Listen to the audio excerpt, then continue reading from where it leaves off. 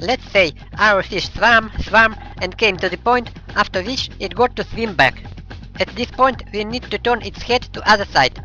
We can easily do it using the scale parameter, thanks to the fact that this parameter can accept not only positive but also negative values. Suppose, for example, we had value of scale parameter equal to 100%. Let us change it to negative value, and we'll see how our fish flipped the head to the other side. But to our greatest regret, it simultaneously head turned belly up. This happens because the horizontal and vertical sides of the parameter scale linked by this little chain and changed together. Disable this connection, and then we can change the horizontal and vertical sizes of the object independently of each other. Now we can set for the horizontal size value minus 100 and for the vertical 100%. And see, the fish turns his head back, but this time it does not show any signs of untimely death. And that's exactly what we needed. Let us repeat our actions. So, you have come to the place where the fish should to be turned around. First, enable the animation for the parameter scale. On the timeline appears a keyframe which records the current state of the object. Now push the button page down to move to the next frame.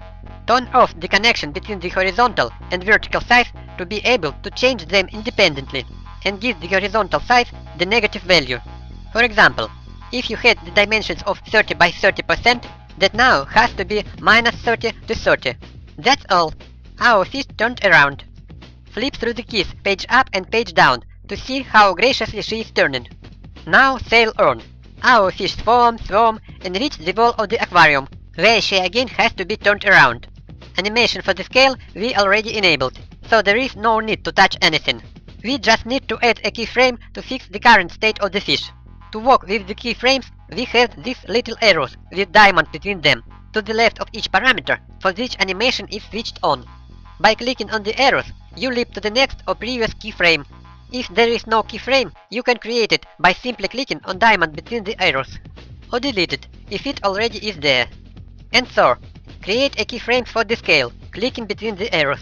Now go to the next frame and reset the scale value of 30 by 30%. Alright, our fish turned back.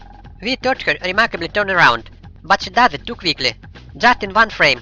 For her to do it more smoothly, spread the max of keyframes for 3, 5 or even 7 frames.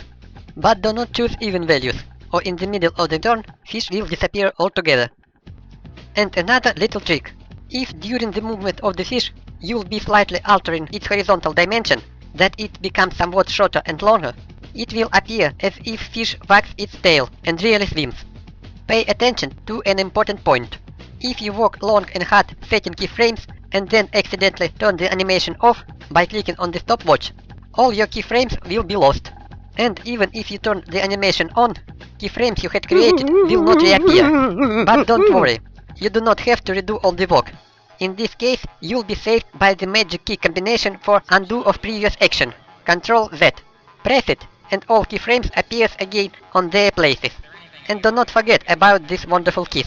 Once you accidentally deleted or moved anything, immediately press Ctrl Z to return everything as it was.